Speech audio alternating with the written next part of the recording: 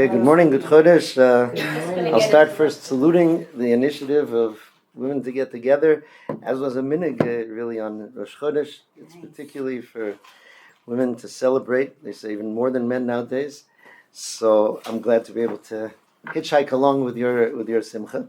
I'll give one caveat, just in terms of my style, that some people hear that they're giving a shir maybe months before, they prepare it, they get it all written down, and then they pull it out when they come. I tend to be working on it right until I walk into the building, and it's still in the middle. It's the thing. So I compare it to someone who has like a meal frozen and put in the freezer, and when you come, they put it in the microwave. With me, it's on the stove. Okay, so that it has the mile of the freshness. And really, it's in the schus of the tzibur, I think, that I discover more and more things. That's the way in Torah is you look into a small topic and you discover more and more and more.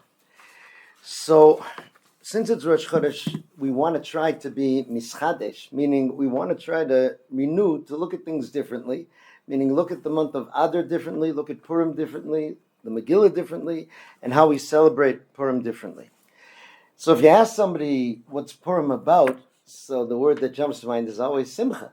It says in the Megillah that our days were declared to be. Nonetheless, there are other themes that both support the simcha, are a result of the simcha, and are extremely central to our avoda on Purim. So we need to look into the sources to try to find them. There's an interesting connection between Purim and Pesach, right? If we have what's called a leap year, and we have an extra month of Adar, so the Gemara asks, which month should we put it in? The first Adar or the second Adar? Most people would vote for the first, because it's been a long time since Hanukkah.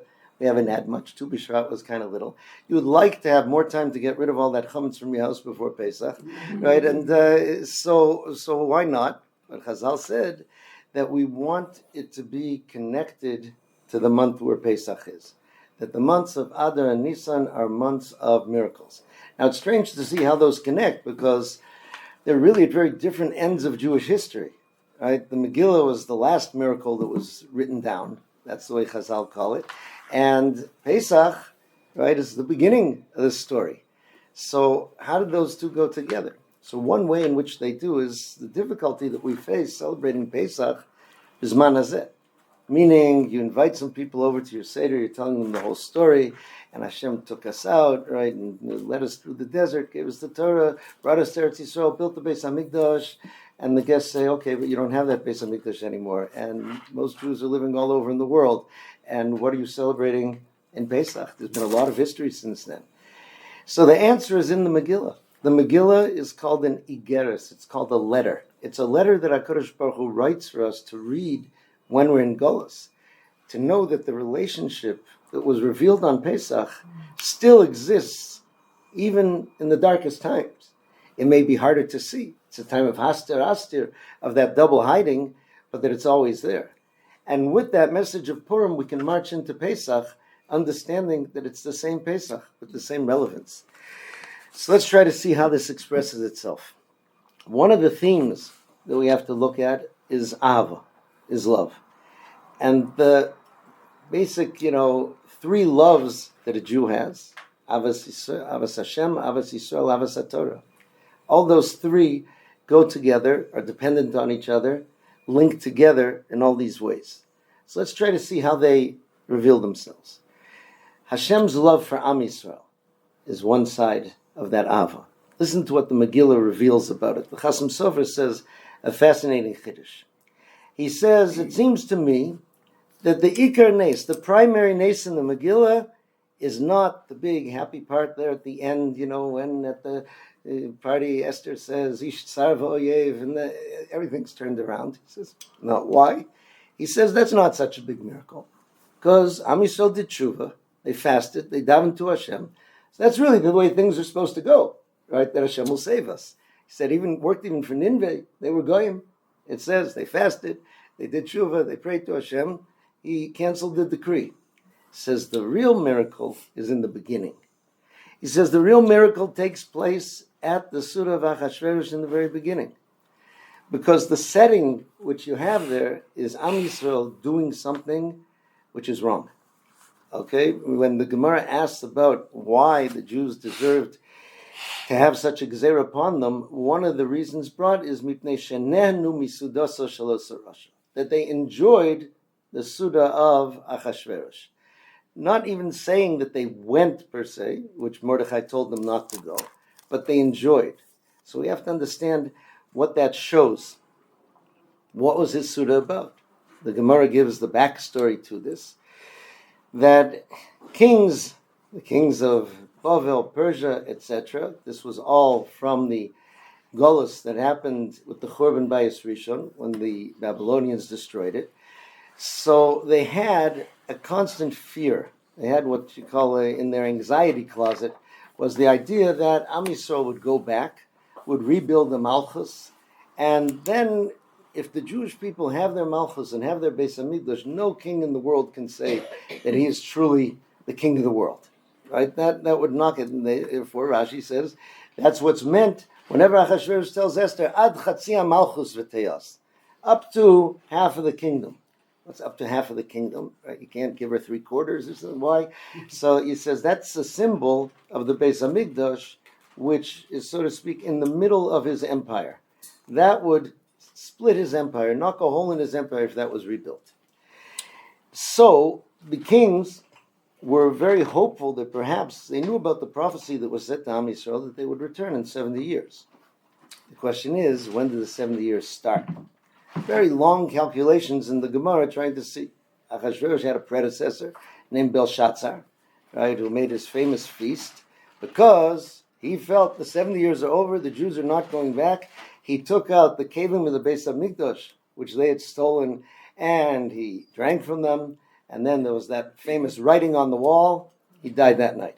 So this got Achashverosh a little bit hot under the collar, about it. So the Gemara goes through Achashverosh's calculations, which were meant to be even more careful than careful. When he was finally sure, that was when he started the party. And he took out the kelim of the Beis Hamikdash. And he wore the clothes of the Kohen Gadol, and nothing happened to him. Now, for Jews to go to that Suda, they say that the food was kosher. Right? It was done kirtzoni shveish. He had glad kosher catering for the Jewish guests.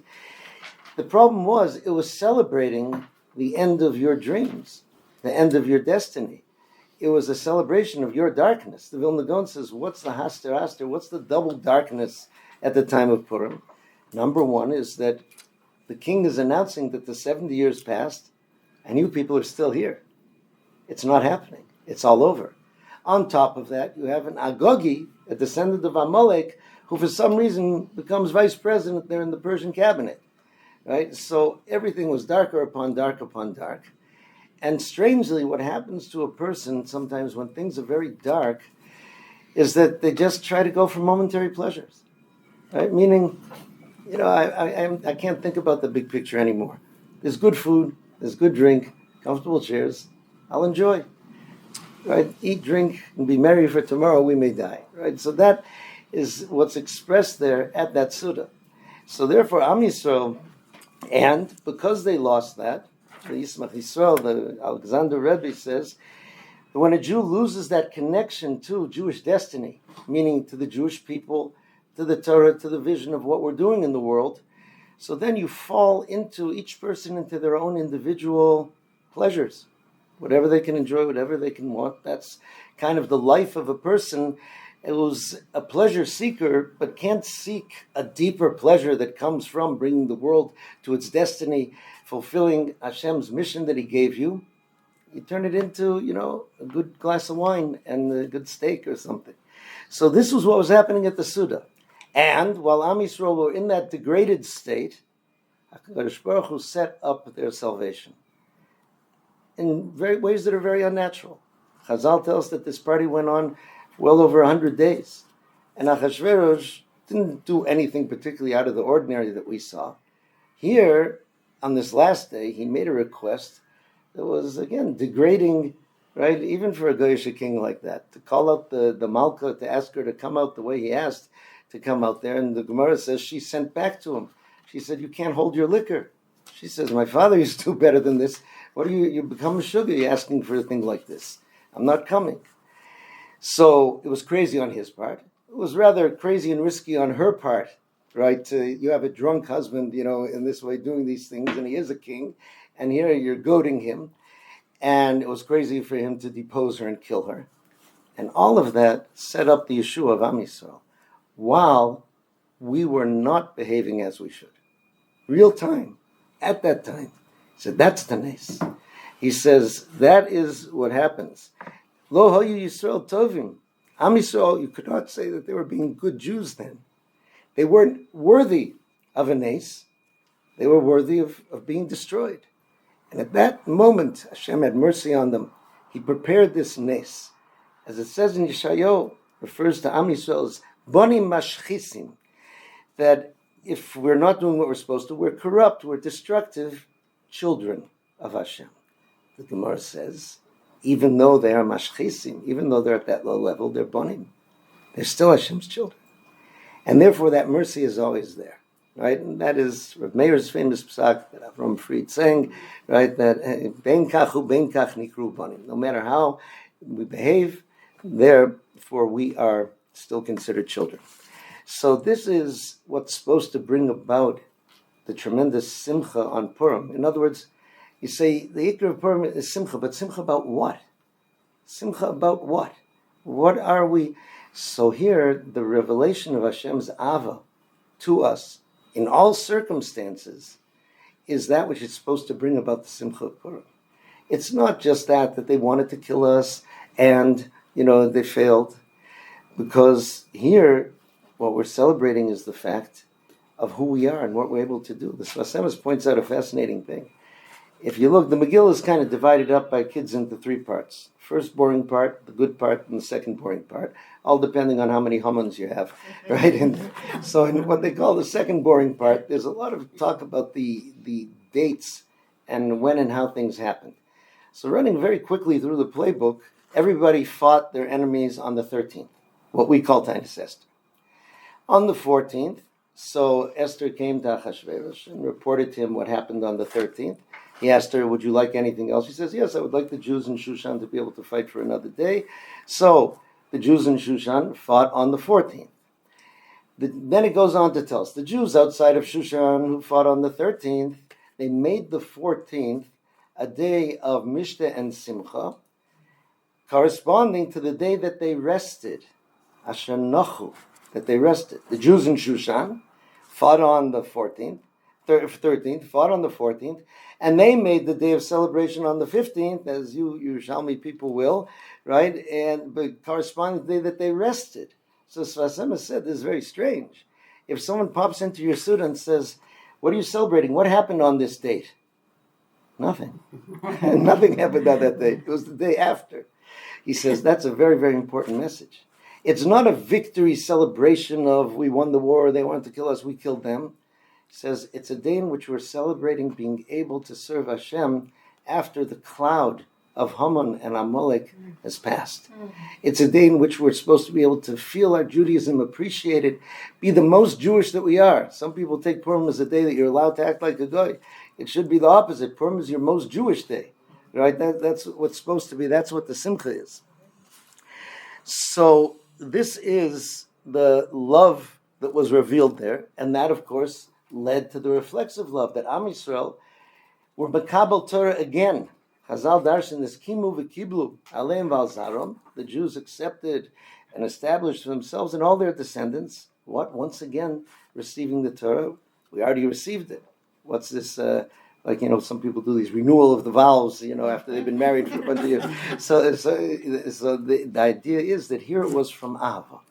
Here, their sense of love was so strong, was so powerful, because they were at the lowest state, because they hadn't, they realized that it all started before they did tshuva. When they put this story together afterwards, once you see it all through, then that brings about those tremendous feelings of love. Now, the love and simcha that Am Yisrael is supposed to have, if you have Avas Hashem, if you have Avas Torah, so that must be combined with Avas Yisrael. Meaning, HaKadosh Baruch Hu loves Am Yisrael. If you love HaKadosh Baruch Hu, you must also love Am Yisrael. Right? The Torah was not given to any one individual. The Torah was given to all of Am Yisrael. It's interesting that the Sfas Emes says in that famous dialogue between Mordechai and Esther that seems a little bit mean to us on Mordechai's part, where he says, Al tidami b'nafshech, don't imagine, that you're going to be safe there in Beis HaMelech, right? Revach v'atzal yamot ha'Yehudim makom acher v'atu beis avich tovedig. So, what was that? So the Sfas Emes says that he was telling her, listen, we know that the Jewish people will never disappear entirely. That can't be. The world doesn't continue on without the Jewish people. But what could be what Hashem offered Moshe Rabbeinu? Hashem said to Moshe Rabbeinu, when Am Yisrael misbehaved, Heref mimeni vashmidem, says, let me go. I'll destroy them. We'll start a new Jewish people, starting with you. You have the genes. We'll continue with you. Mordechai told Esther, don't think that it's going to be me and you, right? That it's possible. We're both Jews. We could start and continue a Jewish people. That isn't anything we should want. Like Moshe Rabbeinu said, if you're going to do that, erase me from the Torah. The B'ditcher says that was a test to Moshe Rabbeinu. That was the test of Jewish leadership. A Jewish leader wants to care for everybody. Doesn't want anybody to be lost. I teach in some of these seminaries for all these fine young women that come here for a year or two. It was one year, someone shocked me. Better for worse, I'm not a very shockable person. She came over after class. She'd had this brainwave, what they call in Yiddish an Einfall. Right? She said, why are we against intermarriage? I was like, what do you mean? She says, listen, who intermarries? She said, Jews who aren't religious, right? So if all the Jews who aren't religious intermarry, the only Jews left will be religious, and Mashiach will come. Yes. My mouth was gaping like a fish. I didn't know how to answer. My answer wasn't the greatest. I said, what? So if your brother, stops keeping Shabbos, you come and you say, here's a nice Catholic girl I'd like you to meet and marry so you can disappear from the Jewish people? You wouldn't do that. None of us should. That isn't what's wanted. Okay? It's not a game to get to the finish line, so to speak, called Mashiach. It's the idea of caring for HaKadosh Baruch Hu's people, and that is emphasized to us so much here on Purim. Before we get into the details of how Purim fits in, let's take a look in a wider lens at the mitzvah of Avos Yisrael. Rav Hutner, based on the Rambam, brings an amazing chiddush about the mitzvah of Avos Yisrael. He's really writing there about the mitzvah of Avos Hager. Okay, we'll start off with the question there because it provides the basis. The Torah gives a mitzvah to love a ger tzedek. And the Rambam says that there are two mitzvahs of love that apply to a ger tzedek. One, v'ahavta l'recha kamocha, because a ger tzedek by definition is a Jew. That's the process he went through. And therefore, you have a mitzvah to love Jews. So you have a mitzvah to love him. On top of that, there's another mitzvah. Some people mistakenly think, because, it's hard to love somebody who comes from such a foreign background or something. Absolutely not. The Rambam says it's because of what this person did and achieved, that they left everything that they had to come tachas kanvei hashchina, meaning the love that you have for them, the second mitzvah of love, must be based on the fact that they're a ger tzedek. Okay? He said the reason for the love is included. In Avos Yisrael, let's say I have a neighbor. Right? John O'Brien is my neighbor, wonderful guy. Really fabulous. When it snows, he clears my sidewalk. When I go away, I leave my keys with him. He's a fabulous neighbor. We've been living next to each other for 10 years, and I blurt out to somebody, I really love John. Someone says, you know what? You don't know, John's mother was actually Jewish. I said, wow, so I've been doing the mitzvah of Avos Yisrael for 10 years? Have I or have I not? Rav Hutner says no. He says, the fact that you like somebody because he's nice, that doesn't make it Avos Yisrael. The Avos Yisrael has to be because he's a Yisrael. You're loving the Yisrael Shabbat. Same thing with the Isser of hating. Lo tisna es achicha bilvavecha. If I have a neighbor, John O'Brien, who I hate, right, because he dumps his snow on my driveway and he does all the things that are wrong, and then somebody tells me, his mother is Jewish, I'm doing, lo tisna es achicha bilvavecha for all these years. Also not, because it means that I hate this person despite the fact that he's my brother. I didn't know he's my brother. I'm not saying it's great to hate anybody, but, that isn't there. So therefore, the mitzvah of Avas Yisrael is meant to be because of the Yisrael Shabbat. And that's what the Chasam Sofer is illustrating. Meaning, when Hashem loves a Jew, when he's not behaving very Jewishly, that is when the Ava is truly seen. That's when it's truly felt. That's when a person believes in it, that it's unshakable. That's why the mashal given in the Torah and Tanakh always is between parent and child, because that is a love that, despite how the child may behave, right, and even if it causes pain and all these things, the love is still there. The love is still there. The rachamim, the mercy is still there, and that is the type that was revealed. So now we learn what we're supposed to do. That Purim is a time in which you're supposed to feel love for every Jew, even if they're not, right? Like we aren't what we're supposed to be, right? We would like to be loved. So too, everybody who's there. That should be the type of love, and now we'll see how the mitzvahs of the day are really built into that, right? And show us what's supposed to be. We should give shalachans to the Knesset. Exactly. So we're supposed to love them? To love who, sorry? The Knesset members. So believe it or not, you love, you feel pity. There's a Maisa. Pity isn't love. But love as well. In other words, you wish that they could change. You know, somebody that you don't love, whatever, let them jump off the roof. Here you don't feel that.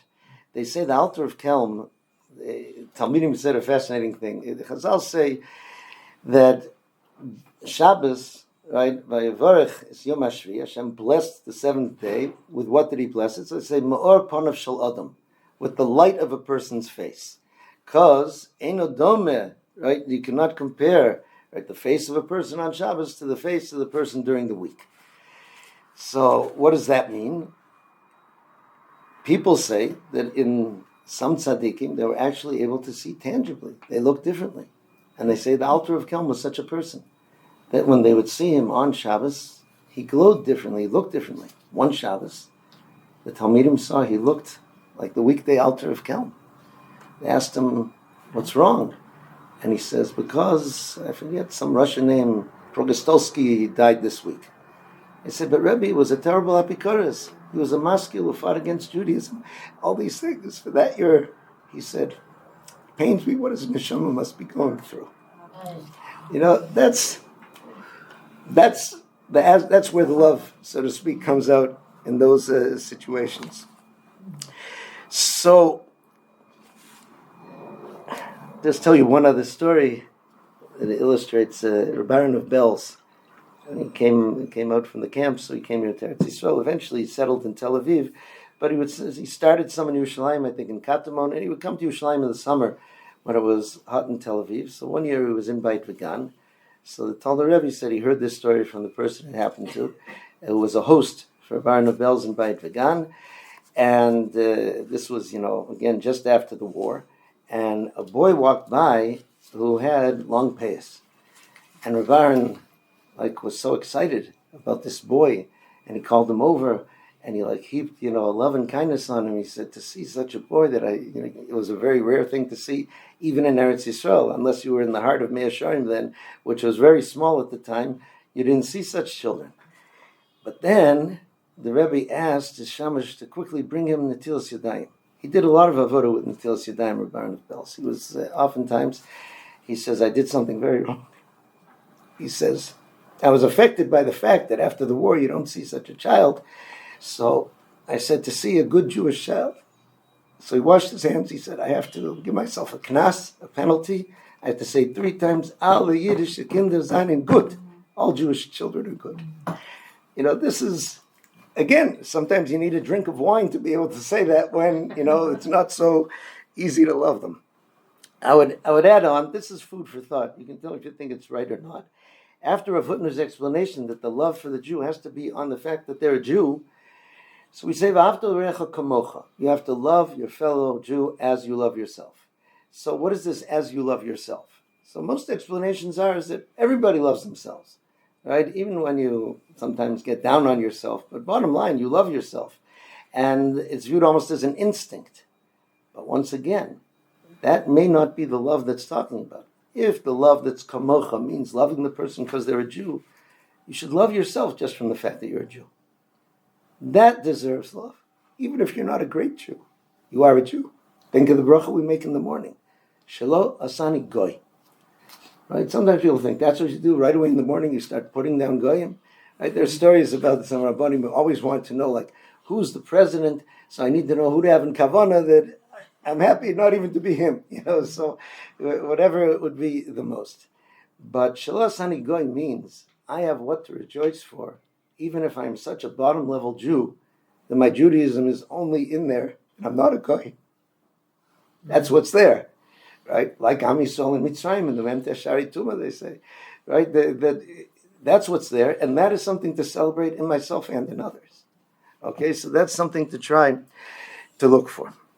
So, going through some of this for him, the Yismach Yisrael was the Alexander Rebbe in Poland. He said that the main problem that Am Yisrael had was pirud levavos. The hearts were separated, were sundered, because each person viewed himself as his own person. And the Pasuk says, I think in Mishlei, L'tavo yevakesh nifrad, that when there is separation, that leads to taiva, that leads to lusts and desires, meaning, if I'm myself, so what I'm into is to get the most I can get for myself. That's what's there. And therefore, he says, that prevents you from being connected to Hashem, right? As opposed to if you would feel connected to Bnei Yisrael, then you would have a higher calling, a higher purpose, right? Something which goes beyond you and what's there. Haman knew how to say this in his prosecution. He said, Yeshno Am Echad, right? There's one nation, Am Echad, right? Sounds like one united nation, but they are, right, Mefuzar u'Mefurad bein ha'amim. This Golus process has made them separated. They can't think big anymore in terms of all of us as a people.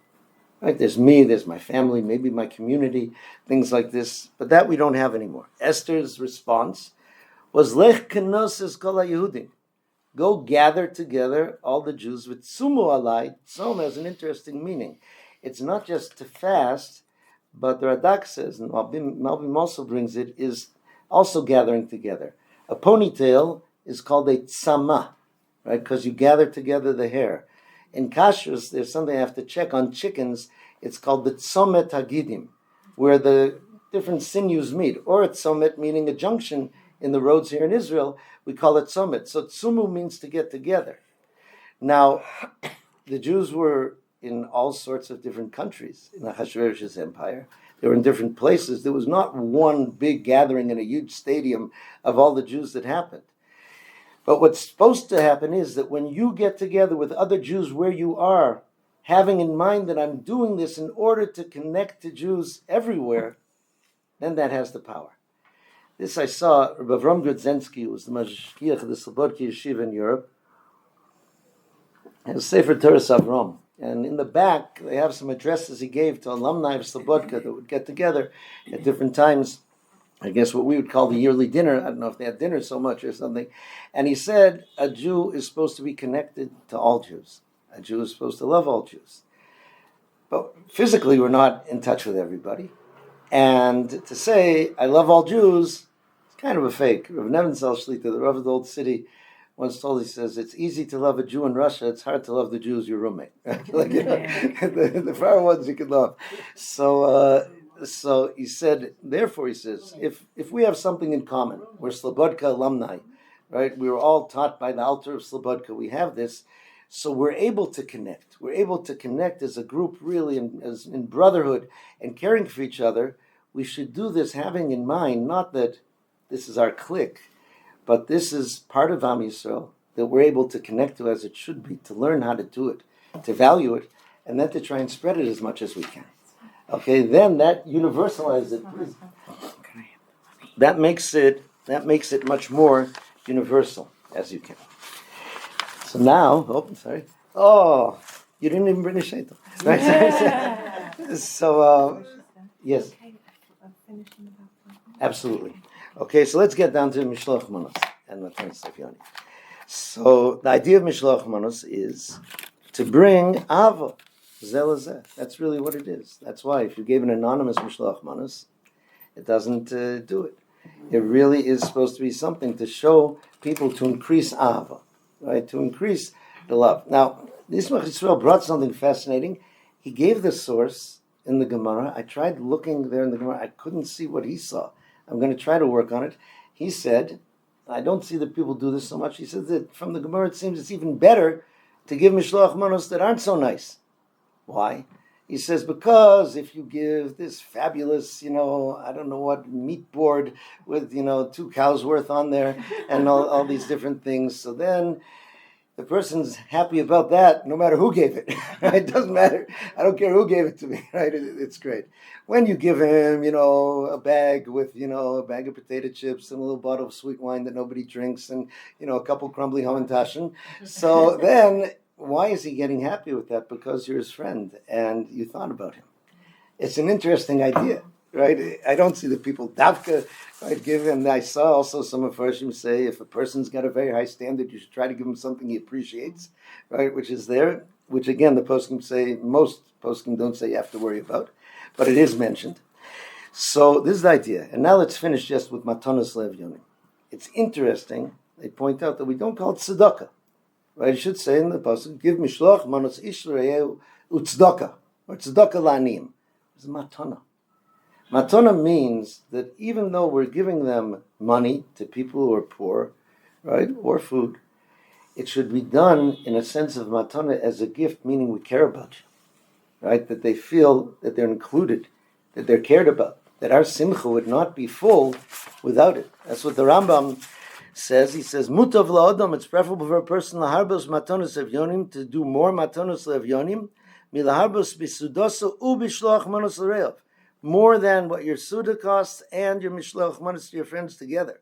She'ein shom simcha gedol mufara l'sameach lev aniyim v'yisomim ba'almonos v'gerin. There's no greater, more exalted simcha than to make happy the hearts of the others. Shamasameach lev umloli ma'elu, a person who makes these unfortunate people feel happier. Domel Shechina. It's like the Shechina itself, because the pasuk says in Yisrael, "Lahachios ruach shvalim lahachios lev nitkoyim," to bring their hearts to life. So that's supposed to be what's there. I'll just finish the message of this. We see in a fascinating thing with the parsha of the Eglah Rufa. Very, very brief, the Eglah Rufa. If an unidentified dead person is found dead in between 2 cities. So there's a whole process, and there's a kenim of the closest city have to come out and say, Yodenu l'shachos adam hazeh, we didn't spill this blood, meaning we didn't let him go without achila, shtia, and levaya, food, drink, and accompaniment. Rambam says accompanying is the greatest mitzvah of all of those. But the question is, why? The accompanying only has to be for a little bit, right? Because it seems to imply that it would have saved this person if we did these things. So I saw, he brought down Zweig from Florida, but I thought I saw it someplace else also, that by the fact you gave him drink and you accompany him on the road, showing that you feel sorry that he's going, that you care about him, such a person carries himself differently. And that person carries himself with more confidence, so to a predator, to a thief, to somebody who doesn't look like such a victim. He says that could be a lifesaver to a person. I believe that's what's meant to be done with the Matanos of Yonim as well. There was a gentleman I know, lived in Kiryat Moshe. At one point, he started walking with a stick. I said, "Is your back bothering you?" He says, "No, just, there have been some of these attacks, the Arabs in the street. I figure they'll pick the guy who doesn't have a stick." So that's what's there. Okay, may everybody have a wonderful Chodesh, a wonderful, happy Purim.